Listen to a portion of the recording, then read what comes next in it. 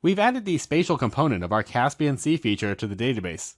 Now it's time to add the attribute values. To do that, in the Contents pane, I'm going to click on the Water Bodies layer. That'll activate the 3 contextual tabs across the top called Feature Layer. One of those is called Data. Let's go ahead and click on that. Then, we can choose to view the attribute table. The attribute table opens up in its own view down at the bottom. This View tab acts just like all the other tabs that we've worked with. I can click on it to drag it around the screen. If I drop it here, it'll become a free-floating window. If I click and drag, I can drop it on these drop zones to move it to other locations.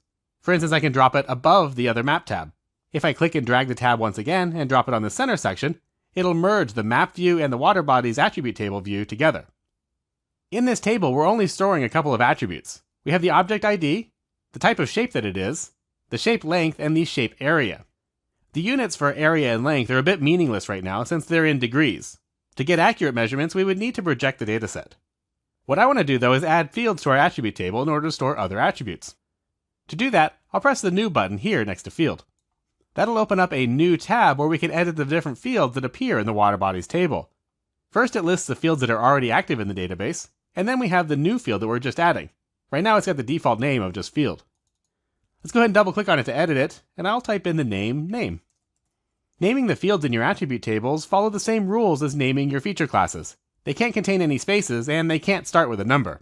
For the data type, instead of a long value, I'm going to click here and it'll activate the drop-down menu, and I'll choose the text data type. The long data type will allow us to enter in whole numbers plus or minus 2 billion. Short will allow values within the range of plus or minus 32,000. Float and double will allow fractional values, and text stores text. Blobs store binary large objects, in other words file attachments like images. GUIDs are global identifiers, and rasters are raster datasets stored in the database. Once I've chosen my data type, I can come down here where it says click to add a new field, and we'll add in another field to store area in square kilometers.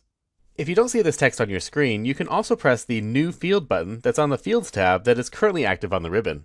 For the field name, I'll type area_KM2. The data type for this is going to be long, and then on the far right we can choose a number format for how we want this number to display.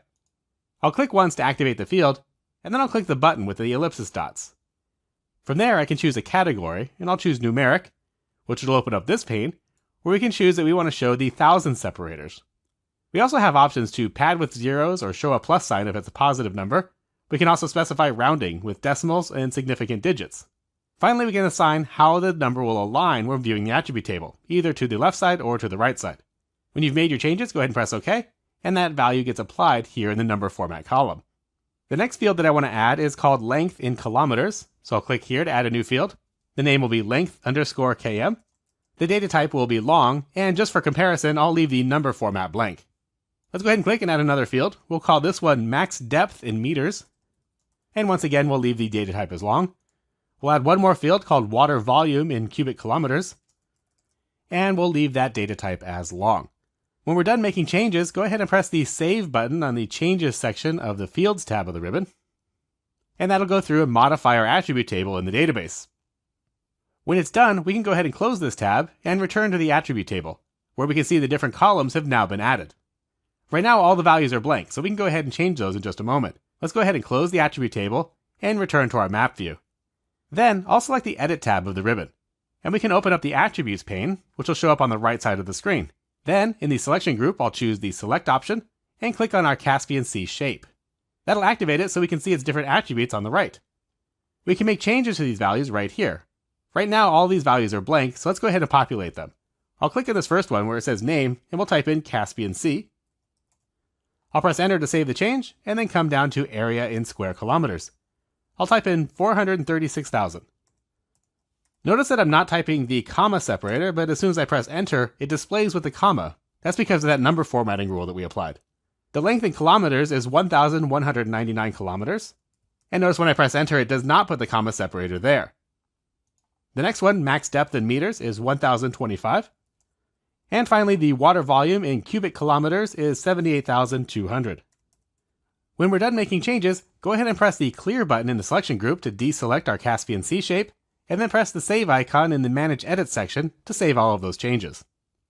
Now, if we flip back to the Map tab, we can activate the Explore tool and click on our shape, and we should get a pop-up box that has all the different values that we just filled in. When you're done viewing the information in the pop-up box, go ahead and press the X button in the upper right-hand corner to close it.